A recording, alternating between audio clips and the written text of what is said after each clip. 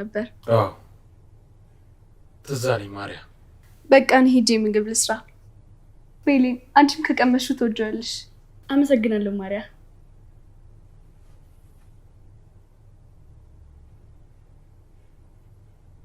የኔ አበባ ወጊ እንደ ሀሳብ ለምን እኛም ውጭ አንበላም? እንደውም በዛውም ቆንጆ ጊዜ እናሳልፋለን። ደስ ይለኛል ውዴ። በቃ እኔ እንሂድ ፍቅሬ። እሺ በቃ ቦርሴን ከላይ ላምጣው። ውዴ አንቺ ተቀመጭ፣ እኔ እጅ አመጣልሻለሁ። አመሰግናለሁ።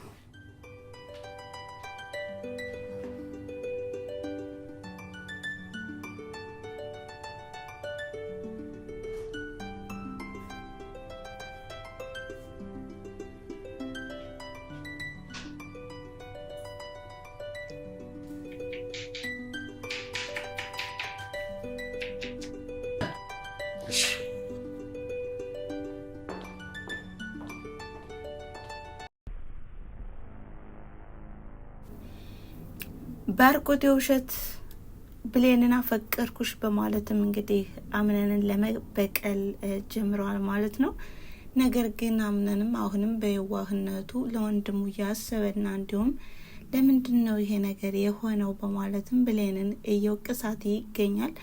እኔን ለማቃጠልና እኔን ለማስቀናት ብለሽ እኔን ለመቅጣት ብለሽ ወንድሜን መጠቀሚያ ልታደርጊው ነው በማለትም እንግዲህ ዛሬ ደግሞ በጣም ሰጣ ገባ ገብተዋል ማለት ነው። ብሌንም ከዚህ ላይ ዋሽታለች።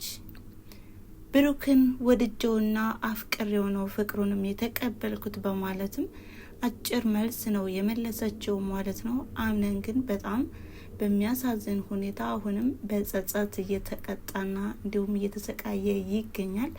እጄን በእጄ በላሁት ምን ላድርግ በማለትም ሁሉን ነገር እንደተዘበራረቀበትም እያሳየ ነው ማለት ነው። ታዲያ በአሁኑ ሰዓትም እንግዲህ የሜሪያ አባትም በመምጣቱም እንግዲህ አዲስ ነገር ይዞ መጥቷል። ይህም የአምነን አያት እንደምትለውም ሜሪያን አግብተህ ልትክሰኝ እፈልጋለሁ፣ እድሜም እየሄደ ነው፣ ህመሜም እየበረታ ነው። ስለዚህ ልጄን ደግሞ ለአንተ ማጋባት እፈልጋለሁ በማለትም እንግዲህ ጥያቄውን አቅርቧል ማለት ነው። የሜሪያ አባት ያደረገው ነገር ትክክል ነው ብላችሁ ታስባላችሁ? ያው ሜሪያ አምነንን ስለምታፈቅረውና ስለምትወደው ለልጁ ፍቅር ሲል እንጂ ያው ሁሉን ነገር አግባብ እንዳልሆነ ይገባል ማለት ነው። ሰላም ጤና ይስጥልን ውድና የተከበራችሁ የቻናሌ ተከታታዮች እንደምን አላችሁ? ዛሬም በተወዳጁና እንዲሁም በአስተማሪው ድራማ በድር ድራማ መጥቻለሁ። እናንተም እንደተለመደው ላይክ፣ ሼር፣ ኮሜንት እያደረጋችሁ አበረታቱ። ስለምታበረታቱኝም ከልብ አመሰግናለሁ በማለት እንግዲህ የዛሬውን ክፍል እንዴት አያችሁት? እውነት ለመናገር የአምነንና የብሌን ፍቅር አሁንም እንደሻከረ ነው ማለት ነው። ከዚህ ላይ እንግዲህ ብሌን ያጠፋች ትመስላለች። ምክንያቱም ፍቅር ማለት ይቅርታ ባይነት እንዲሁም ደግሞ ታጋሽነት ነውና ከዚህ ላይ ይቅር ባይነትም አልታየባትም። አምነን ምንም እንኳን ቢያጠፋ ቢበድላትም ይቅርታውን መቀበል ነበረባት። እሷ ግን ይባስ ብሎ ወደ ልህኝነት ጠምዝዛም ባርኮትን አፈቀርኩህ ወደድኩህ በማለትም አሁንም አምነንን እየቀጣችውና እያስቀየችው ትገኛለች ማለት ነው። በሌላኛው በአምነን ላይ እንግዲህ ህይወት የተጫወተችውም ጄሪም በአሁኑ ሰዓትም በጣም በሚያሳዝን ሁኔታ ላይ ናት። ይህም እንግዲህ የቀድሞ ፍቅረኛዋ ምስጦፋም ሄዶ እየጠየቃትና እንዲሁም በጣም ደስ ብሎኛ ያለሽበት ሁኔታ ለእኔ ትልቅ ድል ነው፣ እንደዚህ ስትሆኝ ማየት ነበር የምናፍቀውና እንዲሁም የምሻው እኔን እንዳደረግሽ ነው ዛሬ እየሆንሽ ያለሽው። ስለዚህ አዲስ ነገር አይደለም ቻዩ፣ እንደውም ጀምረሻል እንጂ አልጨረሽውም በማለትም እየተበቀላት ይገኛል። ይባስሎ እንግዲህ በጣም ከጸጸቷም እንድትመለስና እንዲሁም ላደረገችው ሁሉ ቅጣት እንዲሆንም በማለትም ብዙ ነገሮችን እያላትም ይገኛል። እንግዲህ ጄሪም ከልቧ እንደተጸጸተችና እንዲሁም ከገንዘብ ይልቅ ፍቅር ኃያል እንደሆነም እየተናገረች ነው። ማንም ቢሆን ምንም ገንዘብ ምንም አይሰራም፣ ፍቅር ነው ኃያልነቱ። ስለዚህ ፍቅር ከሌለ ሁሉ ነገር ከንቱ ነው በማለትም እየተናገረች ትገኛለች። ታዲያ ምስጦፋም ቢሆን እንግዲህ ጄሪንም እየተለማመጣት ይገኛል። ይህም ወደ ነበረ ፍቅራችን እንመለስ ዘንድም አንቺ መቀጣት አለብሽ በማለትም ትምህርት እያስተማራት ይገኛል። ታዲያ በአሁኑ ሰዓት ሙስጠፋ ወደ ጄሪ ቤት ሄዶም ስለቆየ አምነንም እየጠረጠረው ነው ማለት ነው። ይህም ከሲፈን ጋር ሆኖ ነው እንደዚህ የጠፋው በማለትም ብዙ ነገሮችንም እያንሰለሰለ ይገኛል። እንግዲህ እውነታው ግን ከጄሪ ጋር ነው ማለት ነው። ጄሪ እንግዲህ በአሁኑ ሰዓትም የተጸጸተች ትመስላለች። በጣም ተጎድታለች። በዛ ላይ ደግሞ ከባዶ ቤት ነው እንግዲህ ተዘግታ ያለችው ማለት ነው።